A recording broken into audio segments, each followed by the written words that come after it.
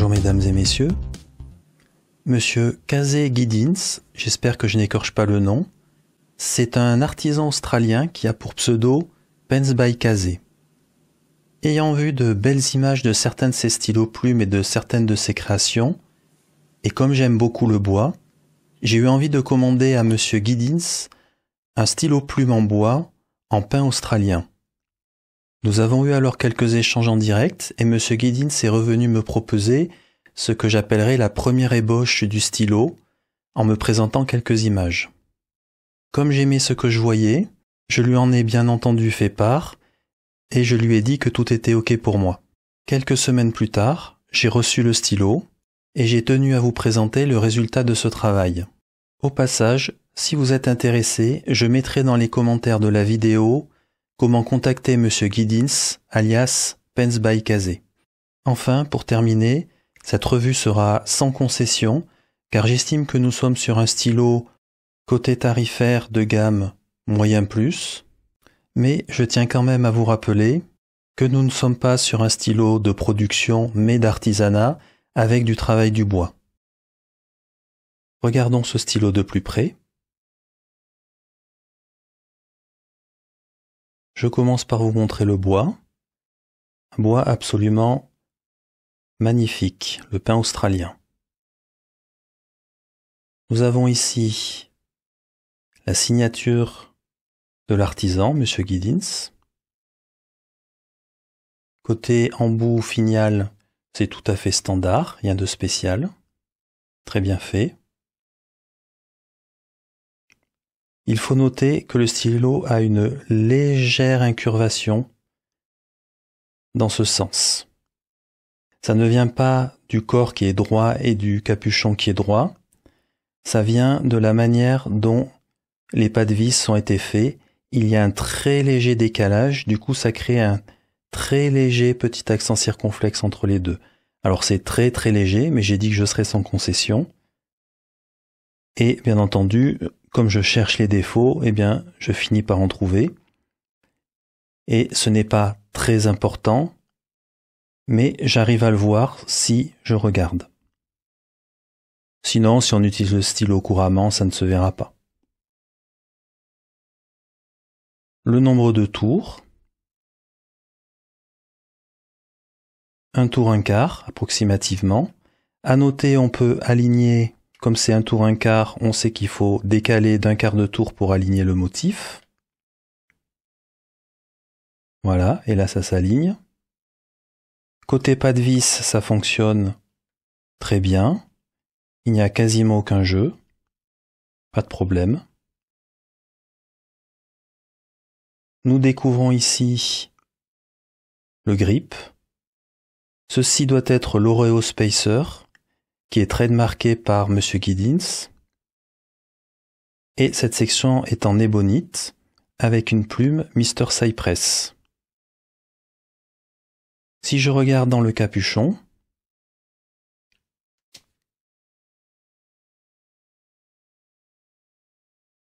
tout l'intérieur est tapissé d'un plastique que je qualifierais de bonne qualité. Il n'y a pas de bois à nu, donc si jamais il y a des problèmes d'encre dans le capuchon, le bois est protégé. Et je pense que la légère incurvation du stylo vient de cette zone-là, parce que ce que j'observe à cet endroit-là, c'est que vous pouvez voir un petit peu le bois. Je pense que ça a été taraudé au niveau du plastique de manière légèrement asymétrique. Du coup ici c'est très très fin avec le bois qui devient quasiment apparent. Et de ce côté-là, c'est beaucoup plus épais.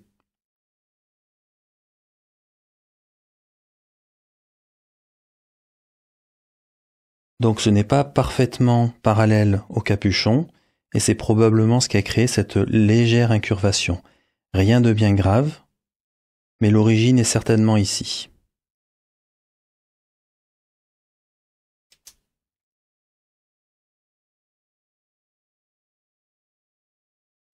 Le corps se dévisse sans aucun souci, aucun jeu, c'est très facile à dévisser, c'est parfait. Le convertisseur Schmitt, classique, qui se met parfaitement, aucun problème.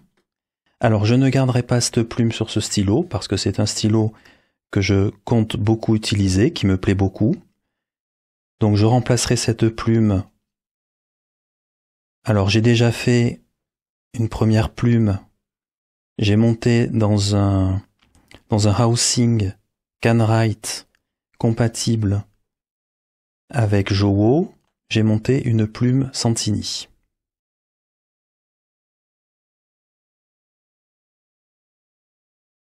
Donc ça fonctionne très bien. Je pourrais très bien laisser cette plume Santini, mais je pense que ça ne sera pas la plume finale. En tous les cas, je fais la revue de ce stylo avec la plume initiale, la plume Mr. Cypress.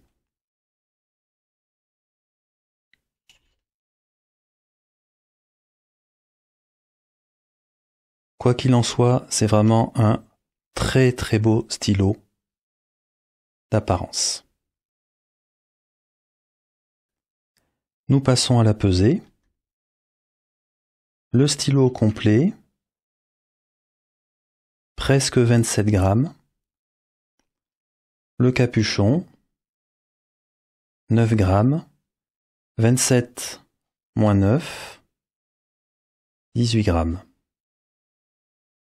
C'est un stylo qui est donc plutôt léger, en particulier non posté.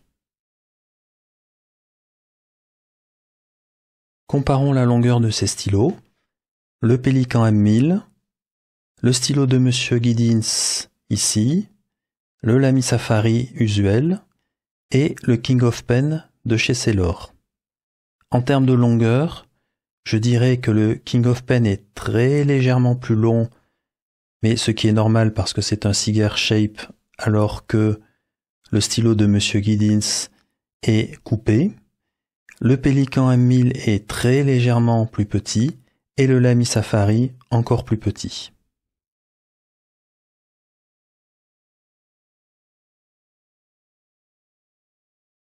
Nous avons retiré les capuchons et nous pouvons voir que le Pélican M1000 et le stylo de Monsieur Giddens sont à peu près de même longueur. Le King of Pen aussi à peu près de même longueur, un tout petit peu plus petit, pardon, et le Lamy Safari un tout petit peu plus petit encore. Pour terminer, je ne posterai pas le stylo pour deux raisons. La première évidente, il ne poste pas. Et ensuite, de toute façon, quand on a un stylo en bois, il vaut mieux ne pas le poster pour ne pas abîmer le bois. L'important, c'est de regarder s'il conviendra aux grandes mains, et c'est le cas. Il y a encore de la marge, comme vous pouvez le voir. Aucun souci. Vous avez dû vous en rendre compte, le diamètre du stylo de Monsieur Giddens est assez épais. Mais l'important, ça reste le grip, vu que le stylo est relativement léger. J'ai donc sorti un Pélican M1000 en vert ici, un Pélican M800 et le stylo dont nous faisons la revue. Et je vous mets côte à côte les grips. Tout d'abord, le grip est assez long du côté du stylo de Monsieur Giddens. Et si l'on observe à la zone de pincement du grip, je trouve que le diamètre du grip est tout à fait raisonnable. On est vraiment entre un M800 et un M1000. C'est un grip qui, à mon avis, conviendra un petit peu à toutes les mains, d'autant que le stylo est assez léger et que la prise du grip est très bonne. On ancre le stylo avec l'encre Pick Me Up de Diamine.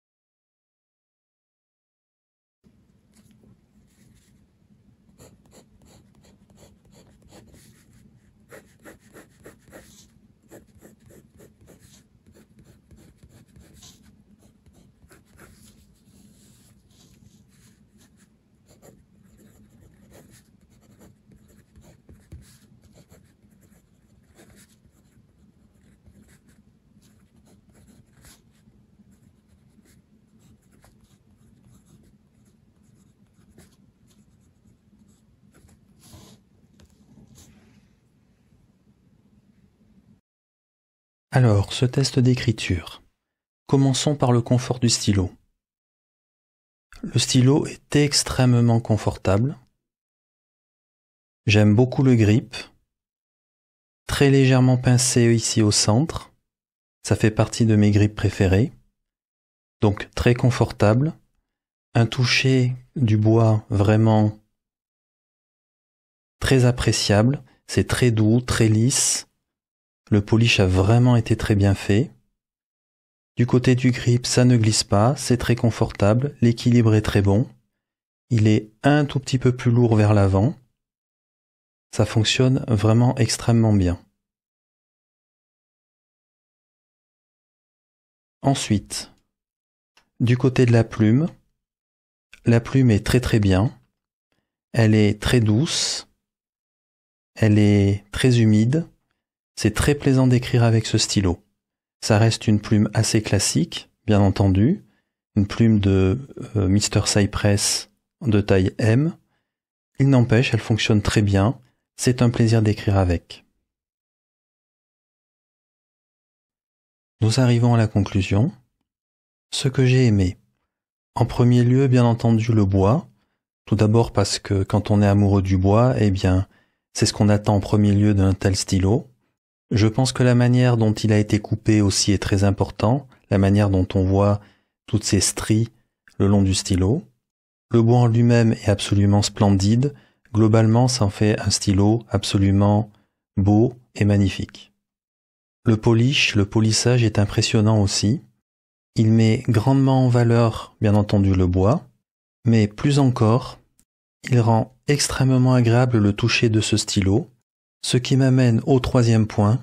Quand on a ce stylo dans les mains, c'est tout simplement exceptionnel.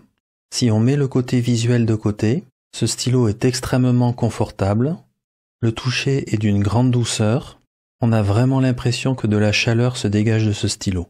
Ensuite, le manufacturing du stylo est très bon, et en particulier et surtout, bien entendu, le choix, la découpe et le tournage du bois. Pour les derniers points que je vais citer, pour moi, il n'y a rien d'exceptionnel, mais ça reste très bien fait, donc autant le citer. Tout ce qui est vissage, dévissage fonctionne, aucun problème. Côté plume, on est sur du type Jowo standard. La plume fonctionne très bien, elle écrit très bien, très humide, très douce, aucun souci de ce côté-là.